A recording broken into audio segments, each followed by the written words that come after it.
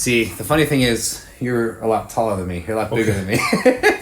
So you just, I was just like, hi, Dee. One of them. We make much the are they? music. The Great Irish Poets Songbook, Dean.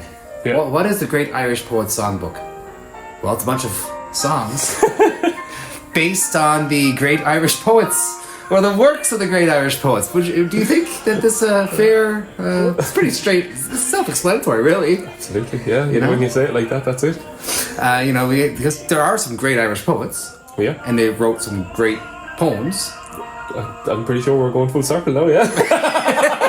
And those poems are some of them are already songs, and I thought, you thought that perhaps we would take a couple of these poems and give them a different. Yeah, when you think about it, we started off just trying it out, seeing how it would work. So you started with one, and it just snowballed, and it just kept on going. And now it's a big mess of a heap of paper. And when something's good, you keep going. And it turned out pretty well. That's it. And starting with the first poem we did was actually from a Newfoundland poet. Yeah. A guy named Duncan Major. Yeah, absolutely. Who was a graphic designer and friend. And we kind of performed that in Ennis last year, and then the song went well, and it spurred the idea two years ago, 2022. Yeah.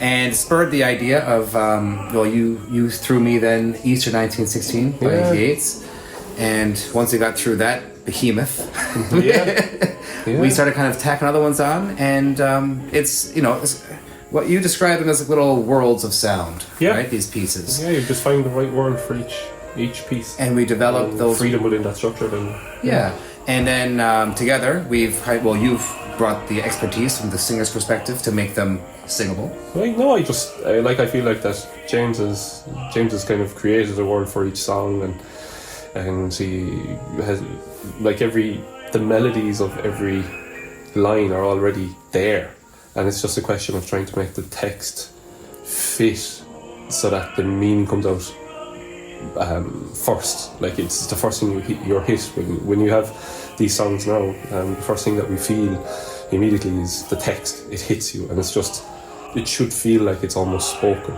And like in some of the songs there, like in Easter 1916, like the lowest note is probably a C, is it? Mm-hmm. And the highest note's a high C, so it's a 2-octave range in the song. But it's 9 minutes, so it's not like out of nowhere. But they're, even if you're singing high or crazy low, it still feels like the right place for those words to emphasize a certain meaning. That's kind of like how every song is different. That's kind of how it comes out. It'll feel like it's like, I just call it like exaggerated speech. Like, And it's been such a joy to kind of put these together with this guy and to spend some time together to make this music. And we've now got volume 1 of the Great Irish Poets Songbook, and we're about to have our second performance. Yeah. And I suppose now we're looking forward to volume 2, wherever that will take place. And also just sharing volume 1 around over and over again. Absolutely. So there are songs that definitely need to be performed again. There's no doubt. I've no doubt in my mind. I think singers are going to like these songs, I think so. And they'll like singing them. That is what the Great Irish Poets Songbook is all about. Yeah.